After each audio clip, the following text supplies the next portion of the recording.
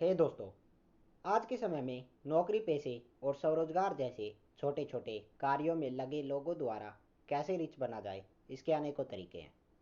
Popular तरीका है कि बिजनेस किया जाए।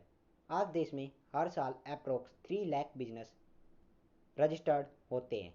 इनमें से 90% बिजनेस पहले 5 साल में ही फेल हो जाते हैं, और जो बिजनेस बच जाते हैं उनमें से 90% 5 से 7 साल में बंद हो जाते हैं। जितने भी बिजनेस हर साल स्टार्ट होते हैं उनमें से 1% बिजनेस ही 20 साल या उससे अधिक अवधि तक सफल हो पाते हैं। अब बिजनेस की सक्सेस होने की संभावना कम होने का यह मतलब नहीं कि आप बिजनेस ही न करें। अगर आप में दृढ़ इच्छा शक्ति, रिस्क लेने की क्षमता और साहस है, अगर आपको असफलताओं से डर नहीं लगता, तो बिजनेस आपको करना चाहिए। मैं नौकरी पेशे और छोटे छोटे स्वरोजगारों में लगे लोगों को रिच बनने का एक बेहतर और समझने योग्य तरीका बताना चाहूँगा। इन लोगों को अपनी इनकम का मिनिमम 10% हर माह सेव करना चाहिए और उसे इन्वेस्ट करना चाहिए।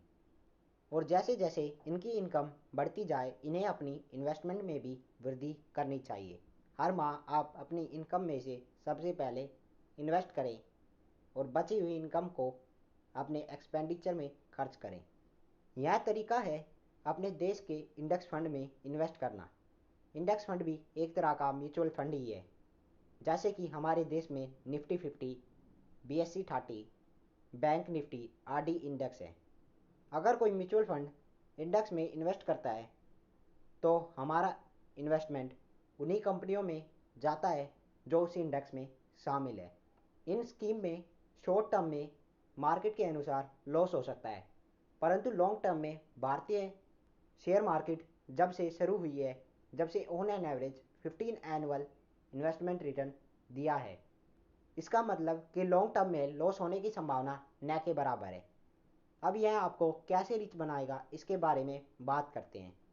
मान लीजिए कि आपकी सैलरी 20,000 प्रति माह है और आपको हर साल महंगाई के अनुसार 10% बढ़ोतरी मिलती है, और आप 2,000 हर माह इंडेक्स फंड में इन्वेस्ट करते हैं।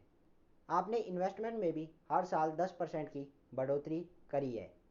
आप 2,000 हर माह और साल में उसमें 2,500 की बढ़ोतरी करते हुए 25 साल तक इन्वेस्ट करते हैं, तो 25 साल के बाद आपको 15% एनुअल इन्वेस्टमेंट रिटर्न के द्वारा 5 करोड़ रुपये मिलेंगे। इन 5 करोड़ को आप 1% मंथली का इन्वेस्ट करते हैं तो आपको 5 लाख मंथली मिलेंगे।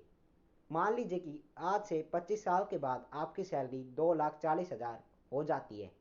अगर आपको 25 साल के बाद आपकी सैलरी से ज़्यादा इन्वेस्टमेंट मिलती है तो आप फाइनेंशियली फ्री हो जाते हैं, जैसा कि इस केस में हुआ।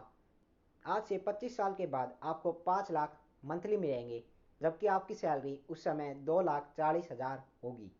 यह तरीका उन लोगों के लिए कारीगर है जो लोग दूसरे तरीकों को समझने में असमर्थ है।